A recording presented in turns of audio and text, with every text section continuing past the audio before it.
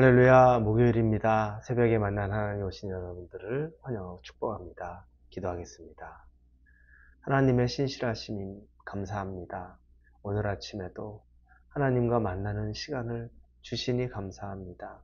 하나님을 만날 때 어떤 모양으로 만날 수 있나, 어떤 모습으로 만날 수 있나 늘 의아합니다.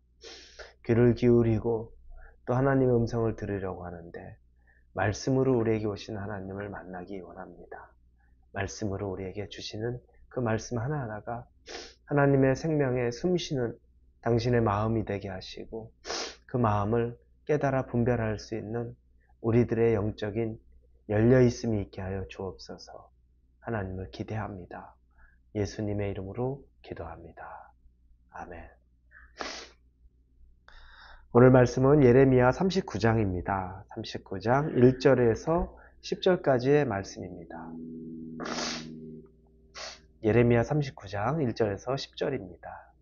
우리 찾으셨으면 같이 1절부터 읽겠습니다. 유다의 시드기야 왕 제9년 열째 달에 바벨론의 느부갓네살 왕과 그의 모든 군대가 와서 예루살렘을 에워싸고 치더니 시드기야의 제11년 넷째 달 아홉째 날에 성이 함락됩니다. 예루살렘이 함락되매 바벨론의 왕의 모든 고관이 나타나 중문에 앉으니 곧 네르갈사레셀과 삼갈네부와 내시장 살스김이니 네르갈사레셀은 공중장관이며 바벨론 왕의 나머지 고관들도 있더라.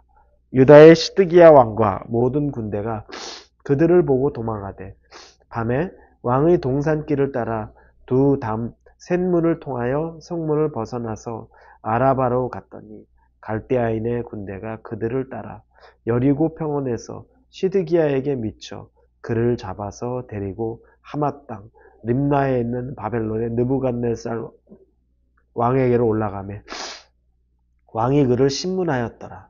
바벨론의 왕이 림나에서 시드기야의 눈앞에서 그의 아들들을 죽였고 왕이 또 유다의 모든 귀족을 죽였으며 왕이 또 시드기야의 눈을 빼게 하고 바벨론으로 옮기려고 사슬로 결박하였더라. 갈대아인들이 왕궁과 백성의 집을 불사르며 예루살렘 성벽을 헐었고 사령관 느부사라단이 성중에 남아있는 백성과 자기에게 항복한 자와 그 외에 남은 백성을 잡아 바벨론으로 옮겼으며 사령관 느부사라단이 아무 소유가 없는 빈민을 유다 땅에 남겨두고 그날에 포도원과 밭을 그들에게 주었더라. 아멘. 우리에게 어떤 증상이나 증후가 있을 때에는 문제가 더 크기 전에 빨리 반응하는 것이 중요합니다.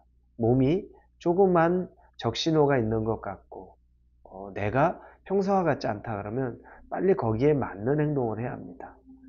약을 먹어야 되기도 하고 또 병원의 의사를 찾아가기도 해야 합니다. 그렇게 준비하지 않으면 예기치 않은 위기에 우리가 당연히 봉착할 수도 있습니다.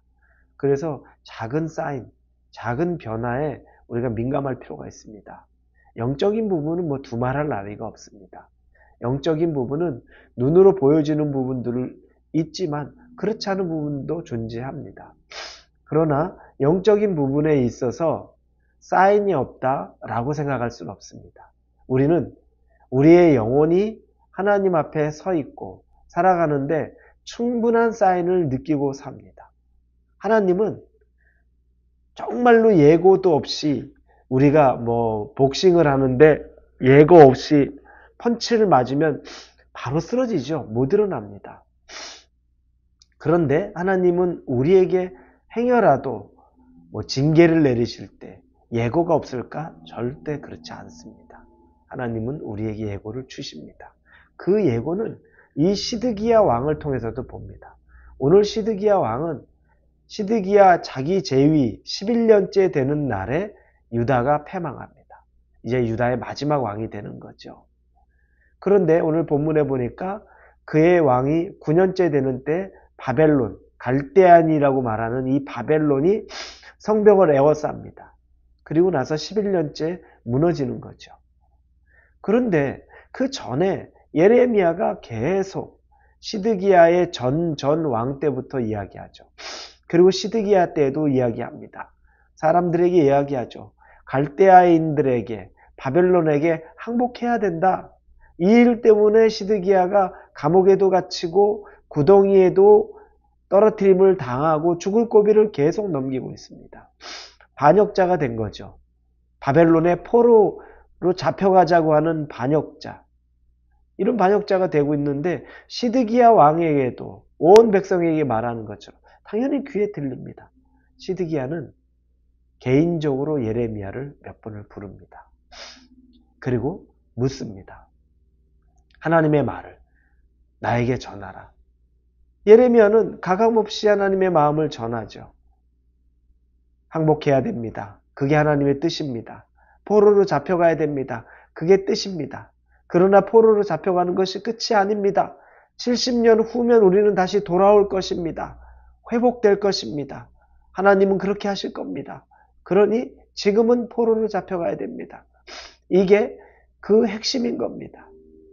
시드기야가 공개적으로 이 이야기를 들었었을 때 그냥 반응을 시큰둥시큰둥 했죠. 그러나 예레미야를 보고 더 성나 있는 신하들이 예레미야를 죽이려고 할 때는 차마 죽이지는 못합니다. 뭔가 마음에 찜찜함이 있었던 거예요. 그리고 오늘 본문에 나오기 전에는 시드기야가 예레미야를 몰래 부릅니다.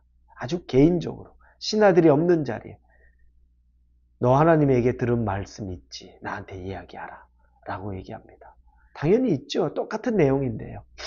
그때 예레미야가 말합니다. 내가 말하면 당신이 나 죽일 거 아닙니까?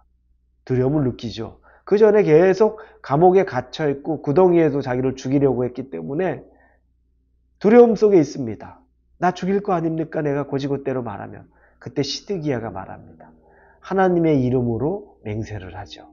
내가 절대 너를 죽이지 않겠다. 대신 너와 내가 하는 이야기는 신하들이 모르게 해라. 네가 이 자리를 나가도 너에게 물어볼 거다. 너 왕하고 무슨 얘기했어? 그러면 네가 나에게 했던 하나님의 그 말을 얘기하지 말고 나 죽지 않게 살려달라고, 나 어느 죽을 것 같은 감옥에 보내지 말고 살려달라고 그거 요청했다고 말해라.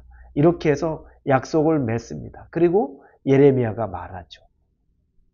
바벨론에 항복하십시오. 그러면 왕도 살고 왕의 부인과 자녀도 살고 백성들도 삽니다. 이 땅도 삽니다. 그러니 포로로 잡혀가십시오. 항복하십시오. 이야기를 하는 겁니다. 시드기야가 그게 마치 진짜 하나님의 말씀인지 마지막까지도 긴가민가 확인하고 싶었는데 하나님의 말씀을 듣습니다. 여러분, 들으면 결단을 해야죠.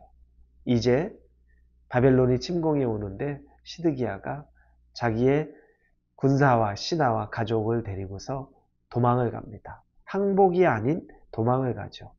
그러다 잡힙니다. 바벨론의 포로로 군대에 잡힙니다. 그래서 바벨론의 왕이죠. 느부갓네살 앞에 서는데 괘씸죄가 적용되는 거죠. 그러면서 그의 눈앞에서 그의 아들들이 다 죽습니다. 신하들이 죽습니다. 그리고 그는 두 눈이 뽑힙니다. 그리고 쇠사슬에 묶여서 바벨론의 포로로 갑니다. 이렇게 하지 않고도 바벨론의 포로로 갈 수 있는데 끝내 하나님의 말씀을 무시한 겁니다. 여러분, 하나님은 시드기야에게 은혜를 베풀었던 겁니다. 마지막까지도 하나님이 말씀을 전해준 겁니다. 기회를 준 겁니다. 이런 비극과 최악을 맞이하지 않을 정도로 하나님이 계속 그의 마음에 감동을 느낄 수 있을 만큼 이야기한 겁니다. 선택을 시드기야가 지혜롭게 하지 못했습니다. 시드기야가 인간적인 선택을 해버립니다. 하나님의 경고에 마지막까지 화답을 하지 못합니다. 비참하죠. 여러분, 우리에게도 하나님은 분명히 우리 개인적으로 주시는 메시지가 있습니다. 나만이 알고 있는 메시지가 있습니다. 느낌일 수도 있고 마음에 어떻게 보면 찝찝함일 수도 있고 그리고 이래서는 안 되는데 라고 하는 그런 돌이켜야 됨에 대한 어떤 죄책감 이런 부분일 수도 있습니다. 그러나 그것이 여러분 하나님이 여러분에게 주시는 것이라면 그걸 받아들여야 합니다.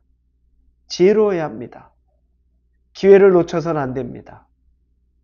하나님이 하시는 일에는 항상 시기와 때와 기한이 있습니다. 순종의 때도 기한이 있고 회개에도 기회가 있는 겁니다. 이 기회, 하나님이 하시는 말씀 지혜롭게 여러분들이 잡을 수 있기를 바랍니다. 여러분에게 하나님의 음성이 말씀으로 들려지기를 원합니다. 예수님의 이름으로 같이 기도하겠습니다. 하나님 감사합니다. 영적인 지혜를 주셔서 분별하고 순종하게 하여 주시옵소서. 예수님의 이름으로 기도합니다. 아멘.